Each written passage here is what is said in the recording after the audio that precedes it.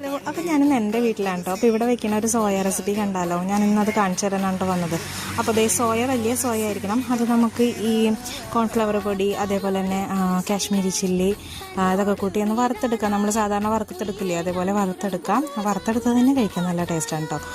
അപ്പോൾ അതിനകത്തേക്ക് നമുക്ക് തക്കാളി, സവോള, ഇഞ്ചി, വെളുത്തുള്ളി, പിന്നെ പച്ചമുളകൊക്കെ ഇട്ടൊരു ഗ്രേവി നമുക്ക് ഉണ്ടാക്കിയെടുക്കാം. പൊടികൾ മല്ലിപ്പൊടിയും മുളക് പൊടി, കാശ്മീരി മുളക് പൊടിയാണ് കേട്ടോ മാത്രമേ ഞാൻ ആഡ് ചെയ്തിട്ടുള്ളൂ. മഞ്ഞൾപ്പൊടി പിന്നെ ഉപ്പും ചേർത്ത് നന്നായിട്ട് ഗ്രേവി ആക്കി എടുത്തതിന് ശേഷം സോയാ സോസും ടൊമാറ്റോ സോസൊക്കെ ആഡ് ചെയ്ത് നമ്മൾ ഈ ഉണ്ടാക്കി വെച്ചേക്കുന്ന ഈ ഇതും സോയേനകത്തൊക്കെ ഇടാം. പിന്നെ മല്ലിയില ഞങ്ങൾ പൊതുവേ സാമ്പാറിലും രസത്തിലൊക്കെ ഞങ്ങൾ മല്ലിയില വേണം. അപ്പോൾ അതുകൊണ്ട് ഞങ്ങൾ ഉണ്ടാക്കുന്ന കറികളിലും മല്ലിയില ഞങ്ങൾ ആഡ് ചെയ്യാറുണ്ട്. അപ്പോൾ ഞങ്ങൾ മല്ലിയില ഇഷ്ടമല്ലാത്തവർക്ക് അത് ആഡ് ചെയ്യേണ്ട. ഇത് കൂടുതലും പുലാവോ റൈസിനും പിന്നെ അതേപോലെ തന്നെ നമ്മുടെ പൊറോട്ട ചപ്പാത്തിക്കൊക്കെ ഉണ്ടോ ചേരാം.